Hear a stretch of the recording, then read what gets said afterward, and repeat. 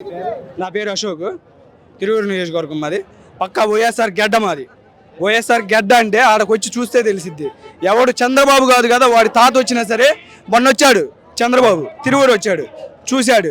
ఒక్క దెబ్బతో క్యాండిడేట్ని ప్రకటించడానికి కూడా ప్రకటిలేక వెనక్కి తోక ముడుచుకొని వెళ్ళిపోయాడు.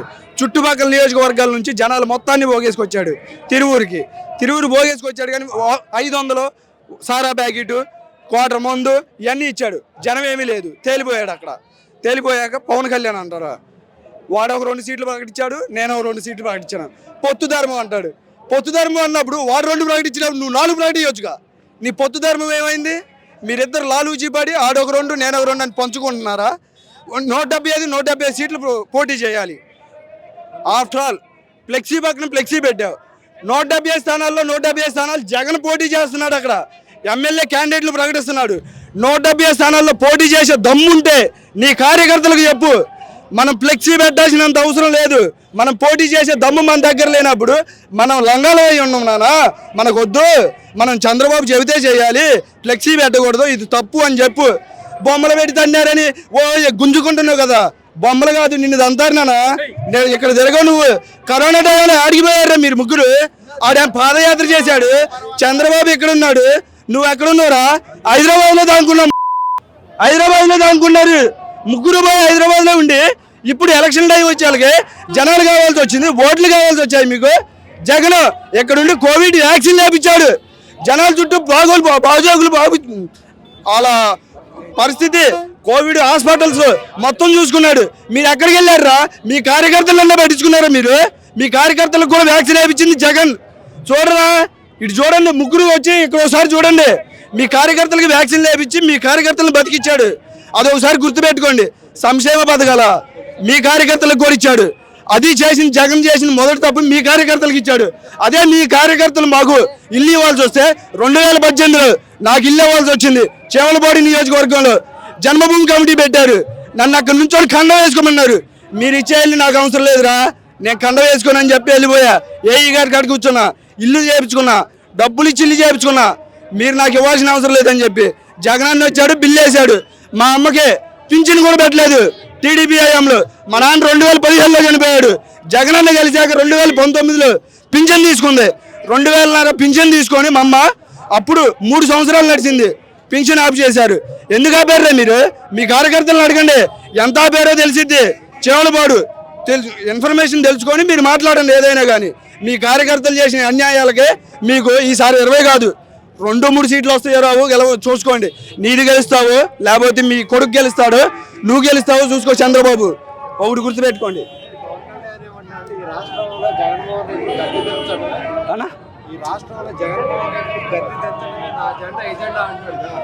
సూటిగా ఆడికి 175 నియోజకవర్గాలకి 175 కోట్లు అందాయి కాబట్టి ఆడు ఎంతైనా చేస్తాడు. ఆడి సీట్లు లేదు ఆడికి. ఒకటి గెలిచావు కదా, ఈసారి 0. నువ్వు 3 నియోజకవర్గాలు 3 రాజధానులు ప్రకటించాడు జగన్ అన్న. ఎందుకు ప్రకటించాడు? 3 ప్రాంతాలు సుశిక్షమంగా ఉండాలని, సంక్షేమంగా ఉండాలని. చంద్రబాబు 2 సార్లు సీఎం అయ్యాడు. ఏమని చేశాడా? హైదరాబాద్ డెవలప్ చేశాడు. ఇక్కడ కోస్తాంధ్రాన్ని అన్యాయం చేశాడు. ఆ చేసిన అన్యాయం వల్ల మేము ఇప్పుడు ఈ పరిస్థితిలో ఉన్నాం. అదే 2 సార్లు సీఎం అయ్యి ఉన్నప్పుడు నువ్వు ఇక్కడ ఇండస్ట్రీలు తీసుకురాపోయినావా, సాఫ్ట్వేర్ కంపెనీలు లేకపోయావా? ఇవన్నీ ఏం చేసి అప్పుడు నీకు జ్ఞానం లేదా? వాళ్ళు తెలంగాణ ఉద్యమాలు అప్పుడు చేస్తున్నారుగా, నీకు తెలియదా ఇది ఎప్పటికైనా విడిపోయిద్దని? నీకు తెలుసు కదా, తీసుకురాపోయావా?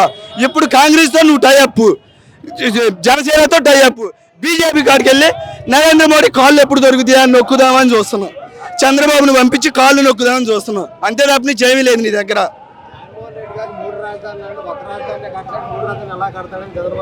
ఇప్పుడు దాకా సంక్షేమ పథకాలు ఇచ్చాడు. ఇప్పుడు ఈ టర్మ్ గెలవటమే. మీకు రాజధాని అంటే ఏంటో చూపిస్తాడు. చూస్తానండి, రాజధాని అంటే ఏంటనేది మీకు ఇప్పుడు చూపిస్తాడు.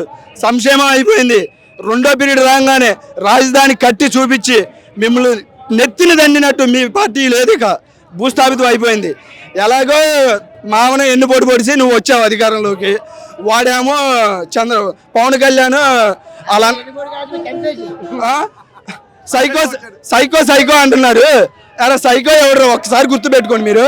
సైకో ముందు మీ బామ్మర్ది బాలకృష్ణ రివాల్వర్ సొంత ఇంట్లోనే కలిస్తే రాజశేఖర రెడ్డి గారు అడ్డుపడి మాఫీ చేశాడు. అది సైకో జగన్ గారా? ఎరా సైకో అన్నావు పవన్ కళ్యాణ్, ముగ్గురు పిల్లల్ని వదిలిపెట్టిను. నువ్వు సైకో కాబట్టి అమ్మాయిలు సైకోవురు. నువ్వు ముగ్గురు పిల్లల్ని ఎందుకు చేసుకున్నావురా? ముగ్గురిని సరిగ్గా వెళ్ళాక వదిలిపెట్టేశావు. సైకోనా? జగన్ సైకోనా? మరి ఇంకేంట్రా ఆడ అంటున్నావు? లోకేష్ ఎవరు తిన్నాక నువ్వు పాదయాత్ర చేసావా? ఒక్కసారి చెప్పు.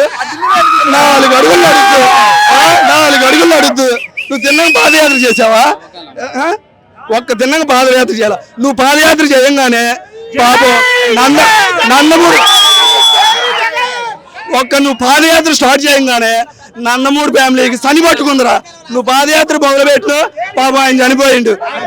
తారక రామ చనిపోయిండు నీ వల్లేరా. నువ్వు ఎప్పుడైతే ఫోన్ చేసావు తారక రామ చనిపోయాడు. నువ్వు పాదం పెడితే దళితుడు ఆయన. రేపో మాపు నువ్వు పోటీ చేయగానే మీ నాన్న ఊడిపోతాడు.